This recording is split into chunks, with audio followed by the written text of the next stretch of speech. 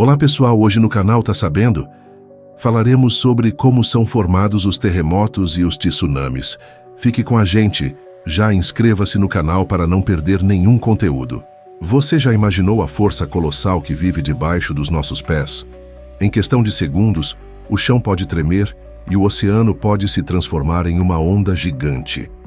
Hoje, vamos entender o que causa os terremotos e os tsunamis e como a Terra, silenciosamente, prepara esses eventos poderosos. A crosta terrestre é formada por placas tectônicas, grandes blocos que se movem lentamente sobre o manto terrestre. Quando essas placas se encontram, acumulam tensão. Quando essa tensão se rompe, o chão treme. Isso é um terremoto. Dependendo da profundidade e da intensidade, o terremoto pode ser quase imperceptível ou devastador. Imagine duas placas como estas. Quando elas se travam e a pressão aumenta, chega um momento em que tudo se solta de uma vez. Tensão. Entre placas tectônicas, essas placas estão sempre em movimento, mas não se movem de forma suave. Elas podem se afastar divergentes, se aproximar convergentes, se deslizar lateralmente uma contra a outra, transformantes. Quando as placas tentam se mover, elas muitas vezes ficam presas devido ao atrito. Mas a energia do movimento continua se acumulando. É como dobrar uma régua de plástico. Ela aguenta até certo ponto, depois quebra. Chega um momento em que a pressão acumulada se torna maior do que o atrito entre as placas. Nesse instante, as placas se soltam subitamente. Essa liberação repentina de energia faz o solo tremer. Isso é um terremoto. A energia liberada se propaga em forma de ondas sísmicas, que se espalham em todas as direções e fazem o chão tremer. Hipocentro. É o ponto abaixo da superfície onde o terremoto começa. Epicentro. É o ponto da superfície terrestre diretamente acima do hipocentro, geralmente o local mais afetado. Falhas geológicas. São rachaduras ou zonas de fraqueza onde essas rupturas costumam acontecer. Um exemplo famoso é a falha de San Andreas, na Califórnia. Como medimos os terremotos? Escala Richter. Mede a magnitude, quantidade de energia liberada. Escala de Mercalli. Avalia os danos e o impacto percebido pelas pessoas. Alguns terremotos estão ligados à atividade vulcânica, pois o magma em movimento pode pressionar a crosta e causar tremores menores. O maior terremoto já registrado no mundo ocorreu em Valdívia, no Chile, em 1960, com magnitude 9,5 na escala Richter. Esse terremoto é conhecido como o Grande Sismo do Chile e foi seguido por um tsunami que causou danos consideráveis. Quando um terremoto acontece no fundo do oceano, o deslocamento repentino de água pode criar ondas gigantes. Esse é o tsunami. Ele não é apenas uma onda grande, mas uma série de ondas com quilômetros de comprimento. As primeiras ondas podem parecer pequenas, mas a verdadeira força vem depois, quando o mar avança com velocidade e volume imensos. É aqui, no Círculo de Fogo do Pacífico, que ocorrem a maioria dos tsunamis.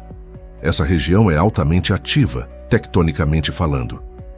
Quando um vulcão entra em erupção sob o mar, ele pode provocar deslizamentos de terra ou liberar material com força suficiente para deslocar a água ao redor.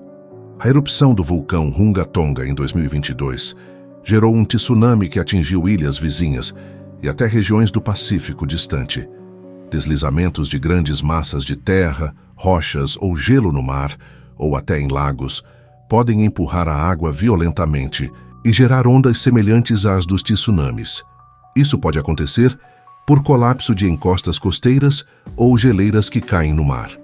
Após o deslocamento da água, as ondas se movem a velocidades de até 800 km/h em alto mar. Mas em águas profundas, elas têm pouca altura e são quase imperceptíveis. À medida que se aproximam da costa, o fundo do mar fica mais raso. Isso reduz a velocidade da onda, mas aumenta muito a altura, podendo chegar a 10, 20 ou até mais. De 30 metros. Em vez de uma única onda gigante, o tsunami costuma ser uma série de ondas, e as segundas ou terceiras podem ser as mais perigosas. A palavra tsunami vem do japonês e significa onda de porto, porque, em muitos casos, essas ondas só se tornam visíveis e destrutivas quando chegam aos portos e áreas costeiras. A ciência moderna utiliza sensores sísmicos, boias e satélites para detectar terremotos e tsunamis quase em tempo real. Em alguns casos, isso dá preciosos minutos para evacuações. Cada segundo conta. Por isso, temos redes de monitoramento ao redor do mundo, prontas para enviar alertas. O maior tsunami em termos de altura foi na Baía de Lituya, no Alasca, em 1958. Mas em 2004, um terremoto submarino no Oceano Índico gerou um dos maiores e mais mortais tsunamis já registrados, matando mais de 230 mil pessoas em 14 países. Os locais mais afetados ficam na Ásia e na África. Os países mais atingidos foram a Indonésia, Sri Lanka, Índia e Tailândia. A tragédia levou à criação de sistemas internacionais de alerta. A tragédia trouxe dor, mas também ensinou lições. Hoje o mundo está mais preparado, embora a natureza ainda seja imprevisível. Na manhã de sexta-feira, 2 de maio de 2025, um forte terremoto de magnitude 7,5 sacudiu o extremo sul do Chile, na região de Magalhães e da Antártica chilena. O epicentro foi registrado no Estreito de Drake, a cerca de 218 quilômetros ao sul de Puerto Williams, a uma profundidade de 10 quilômetros. O tremor ocorreu às 8h58 no horário local e também foi sentido em cidades argentinas como Ushuaia, Tolhuin e Rio Grande. Em resposta imediata, as autoridades chilenas emitiram um alerta de tsunami para as áreas costeiras da região de Magalhães e para o território antártico chileno.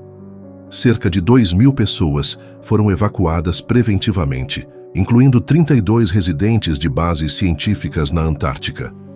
Posteriormente, o alerta foi rebaixado para estado de precaução, permitindo o retorno seguro dos evacuados.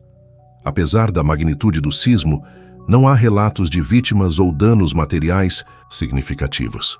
Pequenas variações no nível do mar foram observadas em algumas bases antárticas, caracterizadas como tsunami instrumental.